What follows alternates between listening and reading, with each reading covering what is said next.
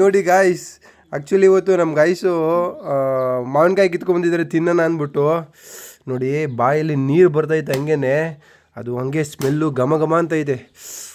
ಹೊಡೆದ ನನ್ನ ತಮ್ಮ ತಿಂತಾಯಿದ್ರೆ ಬಾಯಲ್ಲಿ ಹಂಗೆ ನೀರು ಬರ್ತೈತೆ.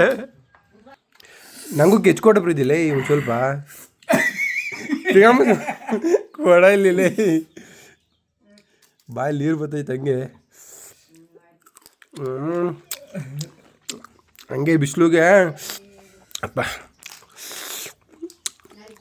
ತೋತಾಪುರಿ ಮಾವಿನಕಾಯಿ ನೋಡಿ ಹಂಗೈತೆ ಅಂತ.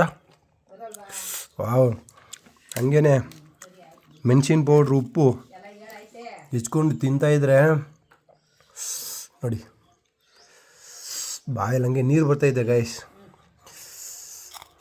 ಬನ್ನಿ ಎಲ್ಲರೂ ಮಾವಿನಕಾಯಿ ತಿನ್ನೋಣ. ಹಂಗೆ ಗಮ್ ಅಂತೈತೆ, ಅವನು ಹಂಗೆ ಕೆಚ್ಚಿತ್ತದು ಫುಲ್ಲು ಘಮ ಘಮ ಅಂತೈತೆ ಮಾವಿನಕಾಯಿ ಹುಳಿ.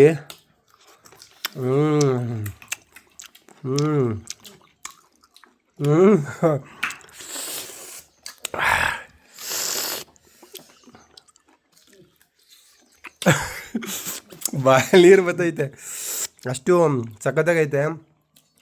ಆ್ಯಕ್ಚುಲಿ ನಮ್ಮ ತಮ್ಮನ ಬಾಮೈದ್ದರು ಹೋಗಿದ್ರು ಎಲ್ಲೋ ಫಾರೆಸ್ಟ್ಗೇನೋ ಕಿತ್ಕೊಂಡ್ಬಂದಿದ್ರು ತೋತಾಪುರಿ ಮಾವಿನಕಾಯಿ.